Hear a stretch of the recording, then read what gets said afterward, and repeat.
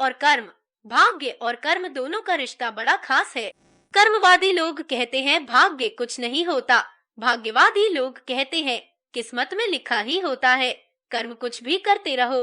भाग्यवादी और कर्मवादी लोगों की यह बहस कभी खत्म नहीं हो सकती, लेकिन यह भी सत्य है कि भाग्य और कर्म दोनों के बीच एक रिश्ता जरूर है।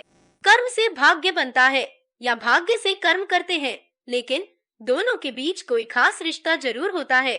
भाग्य और कर्म के बीच के इस रिश्ते को समझने के लिए यह कथा बहुत ही अच्छा उदाहरण हो सकती है। कहते हैं एक बार ऋषि नारद भगवान विष्णु के पास गए। उन्होंने शिकायती लहजे में भगवान से कहा, पृथ्वी पर अब आपका प्रभाव कम हो रहा है, धर्म पर चलने वालों को कोई अच्छा फल नहीं मिल रहा, जो पाप कर रहे हैं उनका भला हो रहा है। भगवान ने कहा, नहीं, ऐसा नहीं है, जो भी हो रहा है सब नियति के मुताबिक ही हो रहा है। नारद नहीं माने। उन्होंने कहा, मैं तो देख कर आ रहा हूँ, पापियों को अच्छा फल मिल रहा है और भला करने वाले, धर्म के रास्ते पर चलने वाले लोगों को बुरा फल मिल रहा है। भगवान ने कहा, कोई ऐसी घटना बताओ। नारद ने कहा, अभी मैं एक जंगल से आ रहा हूँ, वहाँ एक गाय दलदल में फंसी हुई थी, कोई उसे बचाने वाला नहीं था। तभी एक चोर उधर से गुजरा, गाय को फंसा हुआ देखकर भी नहीं रुका, उल्टे उस पर पैर रखकर दलदल लांघकर निकल गया। आगे जाकर उसे सोने की मोहरों से भरी एक थैली मिल गई।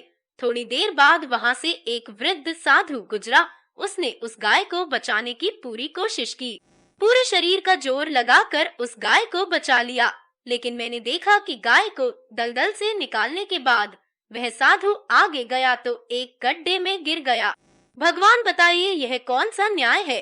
भगवान मुस्कुराए, फिर बोले, नारद, यह सही ही हुआ।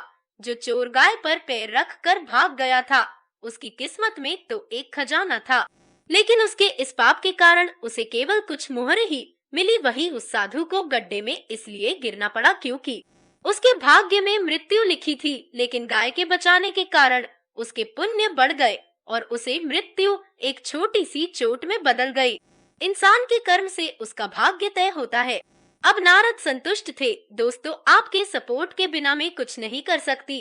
अगर आपको वीडियो पसंद आई हो तो वीडियो को लाइक और शेयर एवं हमारे चैनल को सब्सक्राइब करना ना भूले। धन्यवाद। आपका दिन शुभ हो।